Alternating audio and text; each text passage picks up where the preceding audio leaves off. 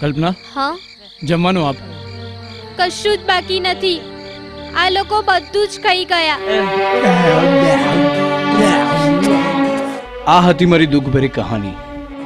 ગોવિંદની સઘળી વાત બચુબાપા ધ્યાનથી સાંભળે છે અને સ્વમાની મહેનતુ ગોવિંદ પર ભરોસો કરી સાબરકાંઠા જિલ્લાની પાટીદાર સેવા સંઘના અગ્રણી બચુબાપા 1 લાખ રૂપિયાની લોન પણ આપે છે. ગોવિંદની ખુશીનો પાર નથી.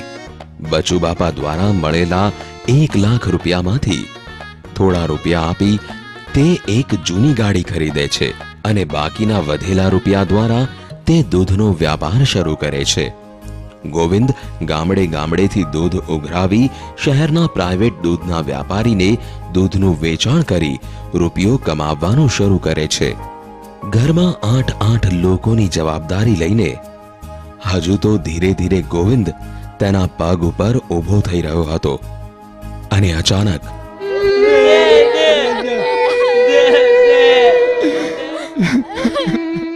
બાપુજીના મૃત્યુ પછી તેના જીવનમાં તકલીફોનો પહાડ તૂટી પડે છે ને દૂધના વ્યાપારમાં પણ નુકસાન આવે છે. તે જેટલું દૂધ આપ્યું હતું ને બધું ખરાબ થઈ ગયું છે. શું વાત કરો છો? મેં તને જેટલા રૂપિયા આપ્યા ને એટલા રૂપિયા મારે પાછા જોઈએ. પણ આવી રીતે કેવી રીતે પૈસા તમે પાછા? મારે કંઈ જ સાંભળવું નથી. હું એટલું જાણું કે મેં તને જેટલા પૈસા આપ્યા ને એટલા પૈસા મારે પાછા જોઈએ. બસ. સેટ મારી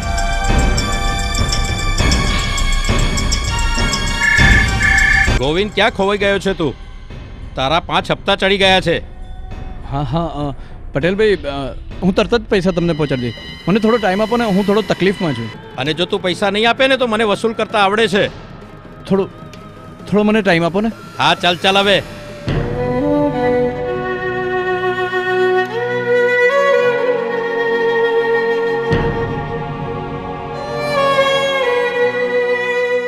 શું કરું? આ દૂધવાળાના ફોન પર ફોન આવે છે. એના પૈસા પણ હું ચૂકવી શકતો નથી. અને આ ગાડીવાળો પણ ઉઘરાણી કરે છે. 8 જણનું કેવી રીતે પૂરું કરવું?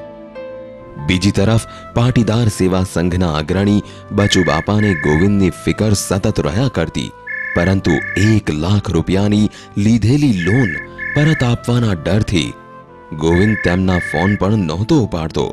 અરે, આ તો પાટીદાર સેવા સંઘવાળા બચુબાપાનો ફોન છે. હું એમના 1 લાખ રૂપિયા કેવી રીતે ચૂકવીશ?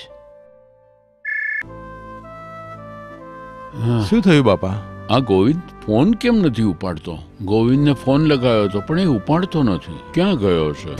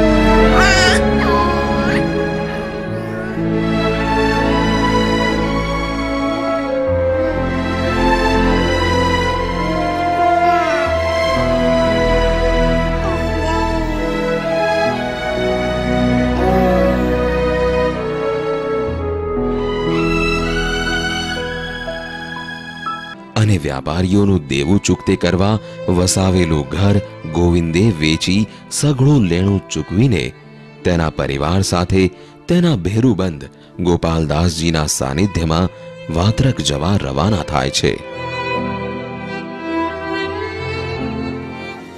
ગોવિંદની જિંદગીનો એકડો ગોપાલદાસજી ફરીવાર ઘૂંટે છે અને વાત્રક મુકામે દાબેલીની લારી શરૂ કરાવી આપે છે અને પરિવારને રહેવા માટે ભાડા વગરનું ઘર પણ અપાવે છે. પરંતુ દાબેલીની લારી દ્વારા ઘરના 8 લોકોનું ભરણ પોષણ કરવું ઘણું મુશ્કેલ હતું અને આજે પણ તેણે ભૂખ્યા જ સૂવું પડતું. કલ્પના, જરા અહીં આવતો. કલ્પના, હા. પહેલા બા બાપુજી અને છોકરાઓને જમી લેવા દો, અને વધશે તો આપણે બે જમી લઈશું. સારું.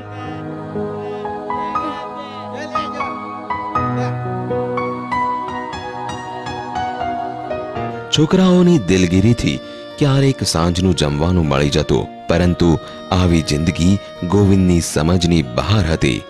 અને એવામાં અચાનક એક દિવસ બચુ બાપા વાત્રક આવી ચડે છે. એ ગોવિંદ, અરે ગોવિંદ, બાપા, બાપા, અરે ઉભો થા. ગોવિંદ, શાંત થા. બાપા, મને માફ કરી દો.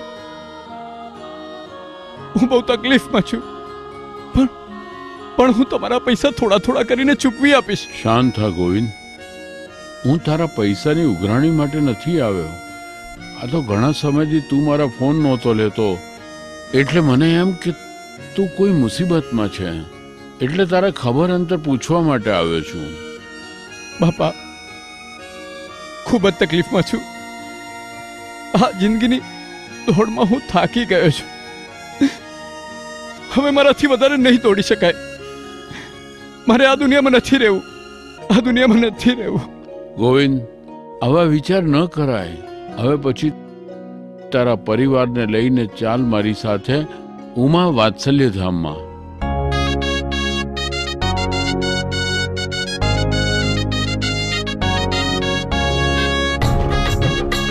મને સતત ગોવિંદ વિશે વિચાર આવ્યા કરતો. અપંગ અને સમાજથી ઠોકર ખાઈ ચૂકેલા એક લાચાર માણસના ખભા ઉપર કુદરતે કેટલો મોટો બોજ મૂકી દીધો. મને રાત્રે ઊંઘ નહોતી આવતી. સમાજ સેવા કરવી એવો અમારો જીવન મંત્ર બની ગયો હતો, અને વરસનું રાશન પાણી આપીને છૂટા થઈ જવું એ મને થોડુંક અધૂરું લાગતું. અને એટલે જ ગોવિંદ જેવા મજબૂર, બેરોજગાર અને નિરાશ્રિતને આશ્રય આપવો એ અમારો મુખ્ય ઉદ્દેશ બની ગયો હતો. અને મેં અને મારી સંસ્થાના જવાબદાર મિત્રોના સાથ અને સહકારથી હિંમતનગર તલોદ રોડ ઉપર જમીન લીધી અને ધીરે ધીરે નિરાશ્રિતોને આશ્રય આપવા માટેનું ધામ બનાવ્યું, જ્યાં હૂંફ હોય, પ્રેમ હોય, પોતાપણું હોય અને વાત્સલ્ય હોય. અને એટલે જ અમે એનું નામ રાખ્યું ઉમા વાત્સલ્ય ધામ. અને રમણીય વાતાવરણમાં બનાવેલું વાત્સલ્ય ધામ, જ્યાં માત્ર ને માત્ર કુદરતનો સુંદર ચહેરો સતત આપણી આજુબાજુ ફર્યા કરે છે. ઉમા વાત્સલ્ય ધામ આજે કેટલાય નિરાશ્રિતોનું ઘર બની રહ્યું છે. આ જીવન એમની સેવા કરવી એ જ હવે અમારો જીવન મંત્ર બની ગયો છે.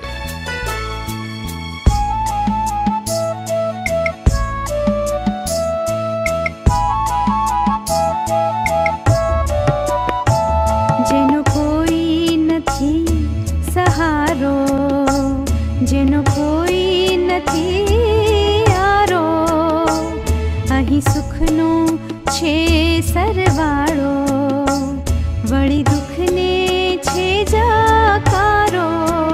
વાત્સલ્ય ધામ, વાત્સલ્ય ધામ, વાત્સલ્ય ધામ, ઉમા વાત્સલ્ય ધામ.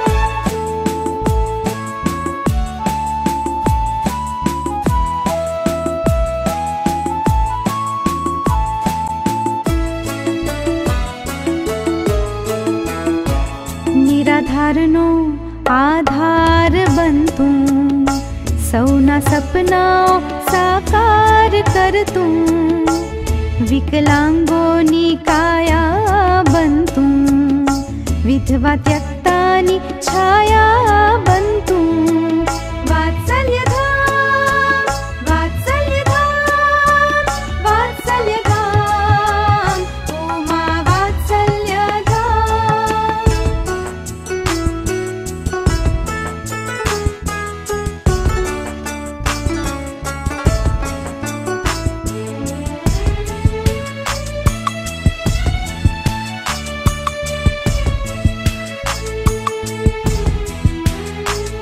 અહીં નિસ્વાર્થ સેવાઓ થાતી, સૌ રહેતા બનીને સાથી, ભાવ ભક્તિથી રહેતા સૌ સંગે, સૌ જીવતા શાંતિ ઉમંગે. વાત્સલ્યધામ, વાત્સલ્યધામ, વાત્સલ્યધામ, ઉમા વાત્સલ્યધામ, ઉમા વાત્સલ્યધામ,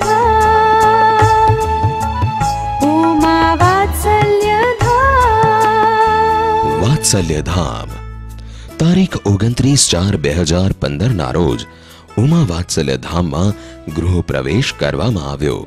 અહીં શારીરિક વિકલાંગ નિવાસ, માનસિક વિકલાંગ નિવાસ, સત્સંગ અને સભા હોલ, કર્મચારી નિવાસ, રમણીય અને સુંદર વાતાવરણમાં પથરાયેલ ઉમા વાત્સલ્યધામમાં ઉમિયા માતાજીનું મંદિર, શિવ મંદિર, કાર્યાલય, પ્રાથમિક ચિકિત્સાલય, ભોજનાલય, ગૌશાળા, અતિથિ નિવાસ, પાણીની ટાંકી, ચબૂતરો તથા ફિઝિયોથેરાપી સેન્ટર જેવી જરૂરિયાતવાળી સેવાઓ શરૂ કરવામાં આવી છે. એક મહાન કાર્ય એક વૃદ્ધ માટે કરે એ કઈ નાની વસ્તુ નથી. આજની યુવા પેઢીને પણ શરમાવે તેવું કાર્ય કરનાર આ સેવાવ્રતધારીઓને કોટી કોટી વંદન. તો આવો આપણે સૌ જોડાઈએ પાટીદાર સેવા સંઘ સાથે અને પુણ્યના ચોપડામાં આપણું નામ આગવું કરીએ. આ સંસ્થા હિંમતનગર મુકામે કાર્યરત છે. 51 વર્ષની એ આંખ જેમણે લાચાર, નિરાશ્રિત, નિસંતાન દંપતીની તકલીફોને જોઈ હતી, તે આંખે તે વ્યક્તિના હૃદયમાં સેવાની ભાવના પ્રકટ કરી અને એ વ્યક્તિએ જનસેવાનો ભેખ ધારણ કરી ગામે ગામ ફરી પાટીદાર સમાજમાં રહેતા આવા લાચાર, નિરાધાર વ્યક્તિને હાથોહાથ જરૂરી સહાય આપવાનું શરૂ કર્યું. જનસેવાની યાત્રાને સફળ બનાવવા વર્ષ 2001માં આ સેવા આપનાર જૂથે ભેગા મળી સૂચિત સંસ્થાનું નિર્માણ કર્યું, પાટીદાર સેવા સંઘ, જેની શરૂઆત હિંમતનગરથી કરવામાં આવી. પાટીદાર સેવા સંઘ હિંમતનગર દ્વારા ચાલતી સેવાઓની વિસ્તૃત માહિતી કંઈક આ પ્રમાણે છે. સૌપ્રથમ નિરાધાર માવતર સહાય વ્યવસ્થા. આ સેવામાં કચ્છ કડવા પાટીદાર સમાજના ખરેખર જરૂરિયાતમંદ નિરાધાર માવતરો જેવા કે નિસંતાન માવતરો, અપંગ, અંધ, બહેરા મૂંગા કે મંદ બુદ્ધિવાળા કે જેમના ભરણ પોષણની જવાબદારી આજીવન પોતાના ખભા પર હોય છે, આવા દુઃખી નિરાધાર માવતરો માટે આ સંસ્થા સેવા આપી રહી છે. ઉંમર વધી જવાના કારણે કમાણી કરવા અસમર્થ, મજબૂર છે એવા દંપતીને પણ જીવન નિર્વાહની સામગ્રી દર વર્ષે ઘેર બેઠા પહોંચાડવાની સેવા આ સંસ્થા કરી રહી છે. કેટલાક વ્યક્તિઓ રાંધીને ખાઈ શકતા નથી, તેવા માટે આ સંસ્થા પગારદાર માણસો રોકીને પણ સેવા કરવાનું ભગીરથ કાર્ય કરી રહી છે. વિધવા ત્યક્તા સહાય વ્યવસ્થા. જેમની પાસે આવકનું સાધન નથી અને છે તો તેટલી આવકમાં બાળકોના ખર્ચા તેમજ ઘરના ખર્ચા પૂરા નથી થતા, તેવી ખરેખર જરૂરતમંદ વિધવાઓ તેમજ નિસહાયને વર્ષ દરમિયાન ચાલે તેટલી જીવન નિર્વાહની સામગ્રી ઘરે બેઠા આપવામાં આવે છે. વિકલાંગ સહાય વ્યવસ્થા. અપંગ અને જરૂરિયાતમંદ લાભાર્થીઓને મદદરૂપ થવા સાધન સહાય પણ આ સંસ્થા દ્વારા આપવામાં આવે છે. અંધજન લાભાર્થીને ભણવા કે ધંધો કરવા સાધન સહાય, અથવા ભણતર ખર્ચ સહાય પણ આપવામાં આવે છે. તબીબી માંદગી સારવાર વ્યવસ્થા.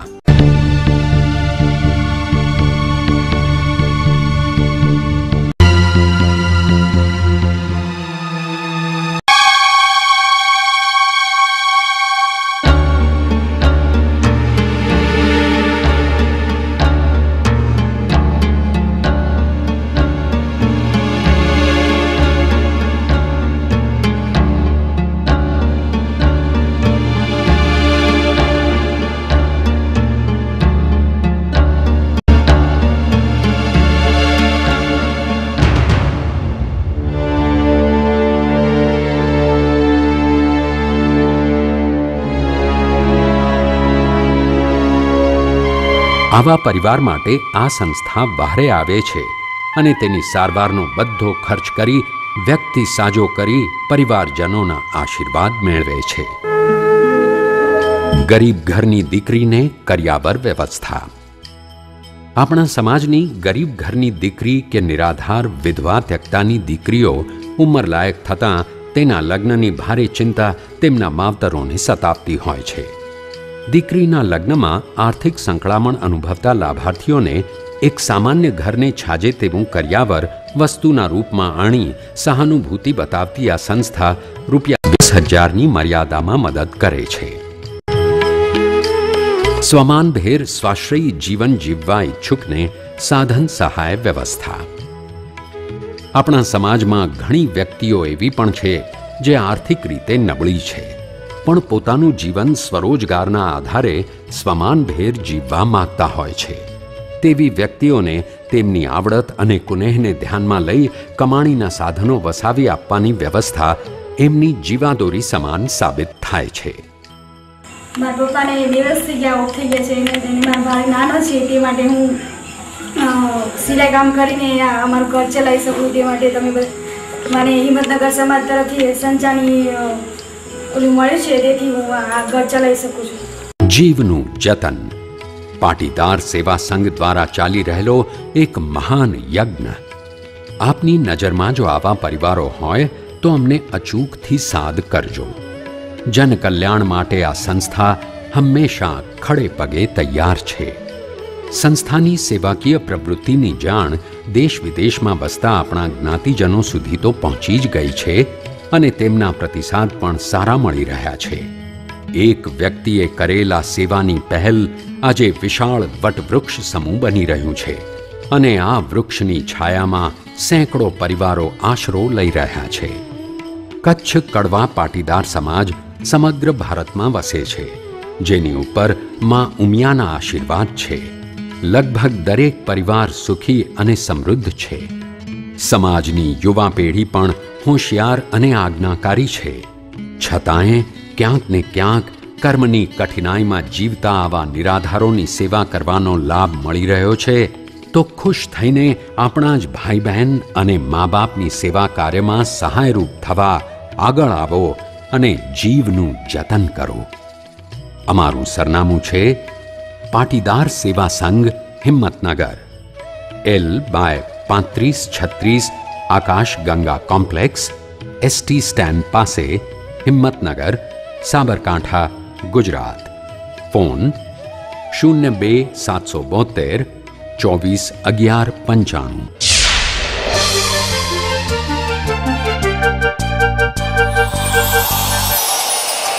પાટીદાર સેવા સંઘ.